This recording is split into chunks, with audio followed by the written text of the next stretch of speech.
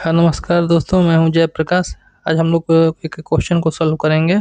Question हमारा है to the power n plus 4 to the power n plus 8 to the power n is equal to 39। इसमें हमें n का value प्राप्त करना है।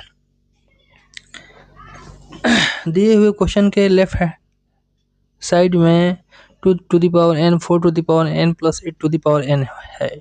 इन सभी को हम लोग एक टर्म्स मिलाएंगे।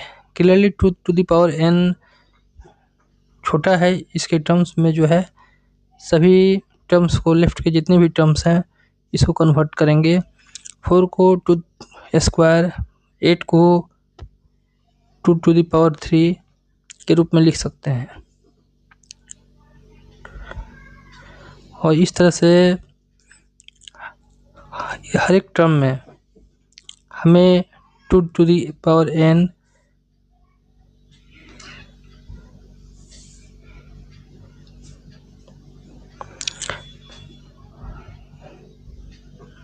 मिल जाएगा। टू द पावर n को हमने x मान लिया, माना कि to the power n is equal to x। Then हमारा जो है x plus x square plus x to the power 3 के रूप में हम इज इक्वल टू 39 के रूप में हम लोग इसे लिख सकते हैं। यहाँ x is equal to the power n हमने मान लिया है। अब 39 को हम लोग बाएं तरफ सारे टर्म्स को एक तरफ लाएंगे, यानी x plus x square plus x cube is equal minus 39 लिखेंगे।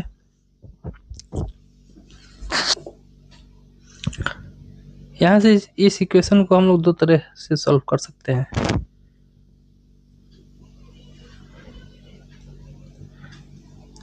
हम लोग यहाँ 39 को ऐसे 3 नंबर्स में ब्रेक करेंगे।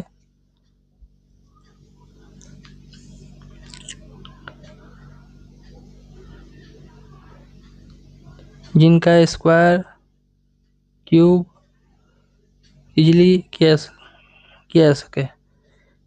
जैसे 39 को 3 प्लस 9 प्लस 27 के रूप में हम लोग लिख सकते हैं।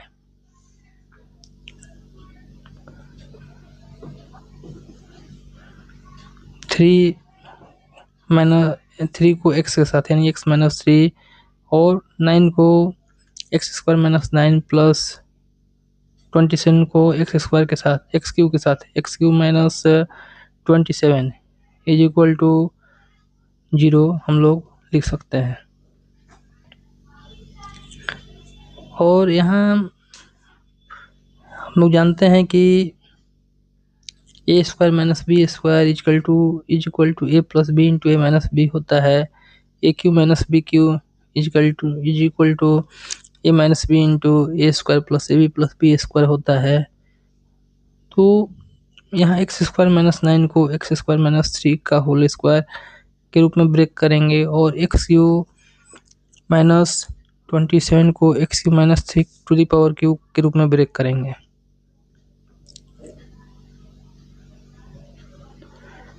अब हम लोग जो है A square minus B square और ए क्यू माइनस बी का क्यू का फार्मूला जो है यहाँ अप्लाई कर देंगे।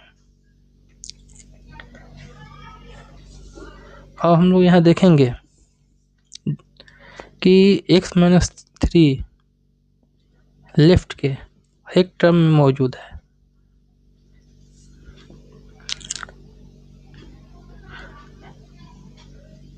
यहाँ x माइनस 3 लेफ्ट के हर एक टर्म में मौजूद है, तो इसको हम लोग कॉमन निकाल सकते हैं। हम लोगों ने कैसे ब्रेक किया है इसका फॉर्मूला मैंने नीचे लिख दिया है। A square minus B square is equal to A plus B into A minus B और A cube minus B cube is equal to A minus B into A square plus B square.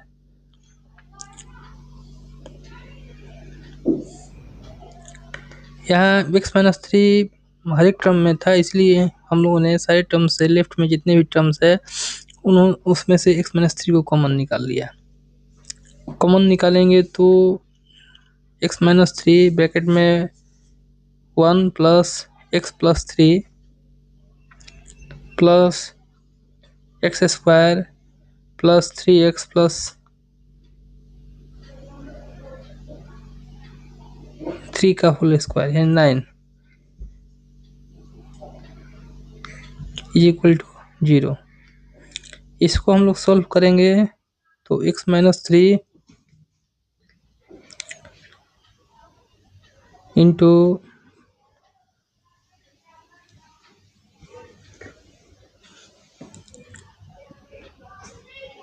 1 plus x plus 3 plus x square plus 3x plus 9 is equal to 0।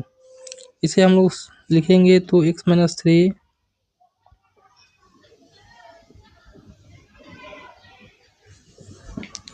X square plus 4x plus 13 प्राप्त हुआ। और यहाँ x-3 जो है 0 के equal होगा, क्योंकि अगर a इंटू बी दो नंबर है, दोनों का प्रोडक्ट 0 है, तो यहाँ 3 केस हो सकता है, या तो a 0 के इक्वल होगा, या तो b 0 के इक्वल होगा, या दोनों 0 के इक्वल होगा। यहाँ दोनों का प्रोडक्ट में x square plus 4x plus 13 जो है 0 संभव नहीं है, क्योंकि x का वैल्यू जो है हमारा 2 टू द पावर n है, और किसी भी n के किसी वैल्यू के लिए कोई भी वैल्यू n का हम लेते हैं तो 2 टू द पावर जो है in each case 2 to the power n जो है हमारा 0 से बड़ा होगा।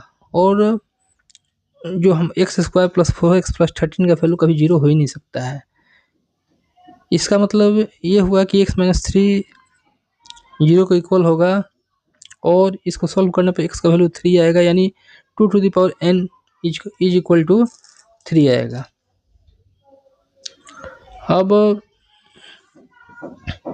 चूंकि x का वैल्यू हम लोग 2 टू द पावर हम लोग शुरू में हम लोग माना था x is equal to 2 to the power n।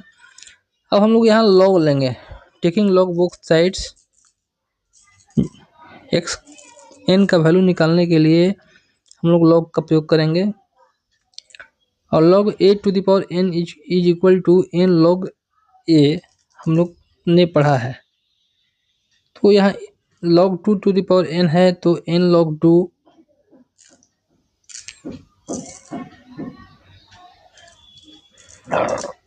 के रूप में हम लोग लिख सकते हैं। log 2 to the power n को n log 2 के रूप में हम लोग लिख सकते हैं, यानी n log 2 is equal to n log 3, यानी n is equal to log 3 divide log 2,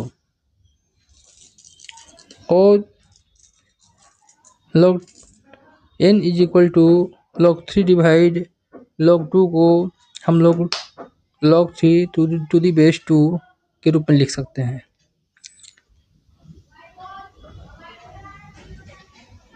क्योंकि log v by log a is equal to log b to the power base a होता है।